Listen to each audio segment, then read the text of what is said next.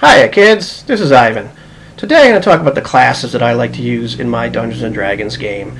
Now, I'm not going to cover things like multi-classing, experience point tables, and character customization because I think those things are a little controversial. They really need their own installment because otherwise this thing would be an hour long and lots of people would get angry at me for lots of things rather than just one or two things.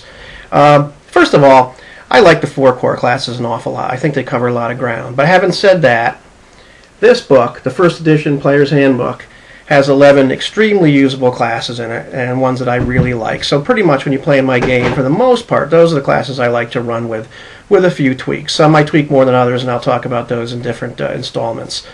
So you've got the Cleric, you've got the Druid, you've got the Fighter, the Ranger, the Paladin, the Magic User, the Illusionist, the Thief, the Assassin, the Monk, and even the Bard. And these classes have stood the test of time. You can find these classes in modern games, even, with the exception of maybe the Illusionist, who's kind of a specialist wizard, but he's there. So these are really usable classes. Now, the Bard, I will let you play standard first edition Player's Handbook if you want to go through the whole rigmarole to do that, but the Best of the Dragon #3 came out with a different Bard that you could play right from level 1, and it's kind of the precursor to the Bard that people play in the modern games now, and it's a pretty playable class. As far as the Monk's concerned, that same magazine, Best of the Dragon #3, had an improved Monk in it, and ever since I saw that back in '83 or whenever it was, I started using that, because to me, that class was the Monk that lived to see second level. They gave him D6 hit dice instead of D4. They improved his armor class, so he started at 6 or 14 for you newer gamers rather than 10, because he wasn't allowed to add his dexterity. And they changed some of the different Monk powers, but to me mostly it was the armor class and the hit dice that kept him alive. So if you're going to play in my game, that's the kind of Monk you're going to play. As far as Assassins go, the only real tweaks I do to them is I let them use thief skills right from the get-go, because I just always thought it was pretty silly to have them wait till 3rd level and be 2 levels behind. Because if you're going to assassinate people, you better be able to move silently and hide in shadows and do all that kind of stuff. Otherwise, you're not going to be so good at it. And to be honest, most of the time the party assassin ended up being the party thief. So he better have some of those skills. I also let him progress past 15th level, because I just think it's silly to stop a class when everybody else can keep progressing.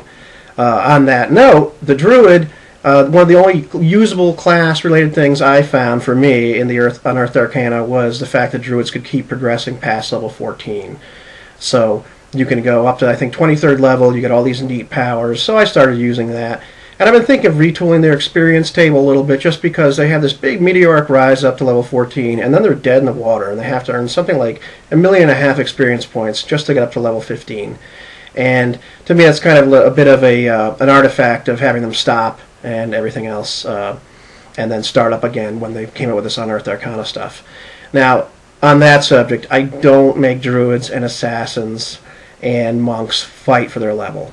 I know that's a very controversial subject, but to me, I just never got into that shtick. My game world is way too big. There's definitely going to be some other Druids or Monks someplace. There's room, and I just don't see the need to do that. And people have argued with me on forums, and I appreciate their knowledge of history, but this is my game. So we've got fire-breathing dragons. If I don't want to go with history, that's fine. So I don't nerf you in that way.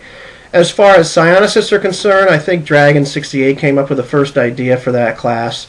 I'll let you play one. I think 2nd edition has a pretty decent one too. It's kind of a weird class, but I think it's usable. As far as sorcerers go, I still haven't found a system I'm really incredibly comfortable with. I really would like to have sorcerers in the game, because I think it's kind of neat that there's these guys that just have innate magical abilities, but kind of balancing that with the magic user that has to use the Vancian type magic is a little tough, but I still find the appeal of that kind of class very interesting. Nothing in the Unearthed Arcana really grabbed me in terms of the alternate classes they offered. Barbarian, you throw a fur on a fighter and give him a club, he's a barbarian. I don't see the D12 hit dice being offset by the incredible amount of experience points these guys need. Just none of the classes grab me, which is really weird, because as Dragon Magazine came out over the years, they came up with a ton of NPC classes that were really kind of cool. So if a player sits down with me and says, hey, I'd really like to play an archer or something, I'll sit down and we'll look at the class, we'll see if it's too overpowered, too underpowered, and I'll work with you, because some of those classes I thought were very, very interesting. In fact, I had one player who had never played role-playing games ever, and he's a big Star Wars freak. And I was like, hey, you know what? You can play a Jedi. We can figure out a Jedi character. And I was on forums talking about like maybe monk scientists or whatever. And I finally came across this game this guy produced not so long ago. And it's, if you Google it, it's like under SWGA. It's like Star Wars Galactic Adventures.